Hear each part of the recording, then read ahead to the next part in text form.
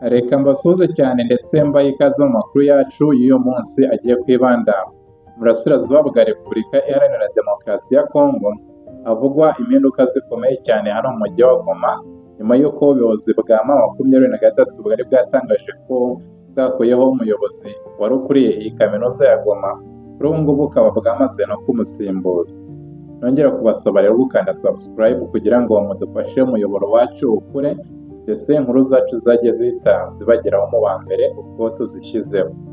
Tudatinze rero, amakuru aravuga ko ihuriro rya AFC23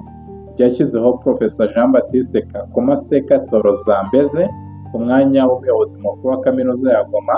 asimbuye uwitwa Professor Muganda Muhindo Celestin wari umaze iminsi mike akuye kuri iyo mirimo, nyuma y'itangazo iri huriro rya AFC23 ryari ryasohoye ivuga ko ryamukuye kuri uwo mwanya mu mpamvu zigiye zitandukanye turi buze no kugarukaho. Ibi ngibi bikubiye mu cyemezo nomero 032 akarongo kaberamye COORDA BAJD akarongo kaberamye BB akarongo kaberamye AFC23 cyo kuwa 29 Gicurasi uyu mwaka wa 2026, cyashyizweho umukono na Bertrand Bisimwa usanzwe ari umuhuzabikorwa wungirije wa AFC23 ushinzwe ibibazo bya politiki, ubutegetsi, ubutabera na diplomasi, mbere y'uko byemezwa n'umuhuzabikorwa muri iriya huriro Colonel Nanga Yobero. Uretse Professor Jean Baptiste Kakoma Sekatoro Zambeze wagizwe umuyobozi mukuru w'iriya kaminuza, AFC23 yanashyizeho abandi bagize komite nshya y'ubuyobozi bwa Unigoma cyangwa se University of Goma, barimo Professor Richard Kabuyanga Kabuseba wagizwe umunyamabanga mukuru ushinzwe amasomo, ishyiraho Professor Nzabandora Ndimubanzi wagizwe ushinzwe ubushakashatsi, ishyiraho Butotima Safari wagizwe umunyamabanga mukuru ushinzwe ubutegetsi, mu gihe Paruku Marisawa yahawe inshingano zo kuba umuyobozi ushinzwe ingengo y'imari. Mu ngingo ya gatatu y'icyo cyemezo, AFC23 yavuze ko ingingo zose z'amategeko cyangwa ibyemezo byari byarafashwe mbere y'uko hafatwa iki cyemezo byavanyweho. Ibi byaje nyuma y'uko kuwa kane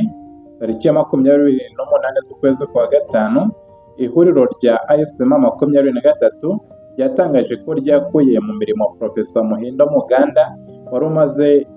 iminsi myinshi cyane ari umuyobozi mukuru wa kaminuza ya Goma, imushinja kutubahiriza inshingano ze ndetse no kutisobanura ku bibazo by'imiyoborere n'imicungire mibi y'umutungo byagaragajwe n'igenzura ryari riherutse gukorwa. Mu ibaruwa umuhuzabikorwa wungirije wa AFC23 Professor Freddy Kaniki yandikiye uyu Muganda, yamumenyesheje ko yamaze kuvanwa ku nshingano zo kuyobora iriya kaminuza ya Goma. AFC23 yavuze ko yafashe icyo cyemezo ashingiye ku mategeko agenga amashuri makuru na za kaminuza muri Repubulika Iharanira Demokarasi ya Kongo, ndetse no kuba Muganda yari amaze igihe kirekire ataboneka aho akorera atabifitiye uburenganzira.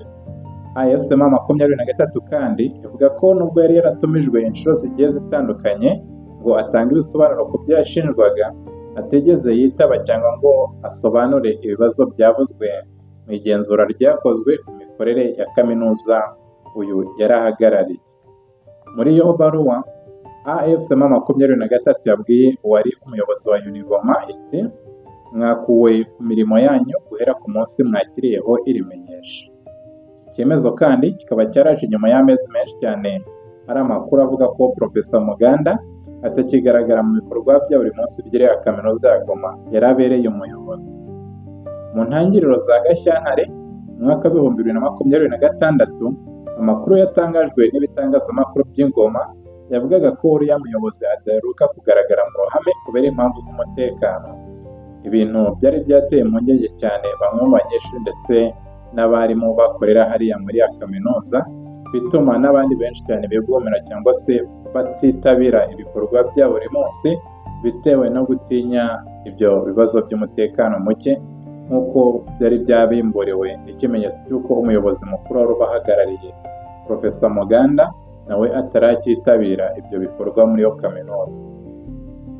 Uyu muyobozi kandi yari amaze imyaka myinshi ayobora Unigoma cyangwa se University of Goma.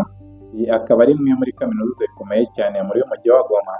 ndetse umwaka ushize w'ibihumbi 2025 akaba yaranahawe igihembo cy'ishimwe ku ruhare yari yaragize mu guteza imbere uburezi n'ubushakashatsi muri kano gace k'uburasirazuba bwa Repubulika Iharanira Demokarasi ya Kongo, by'umwihariko mu ntara ya Kivu y'Amajyaruguru.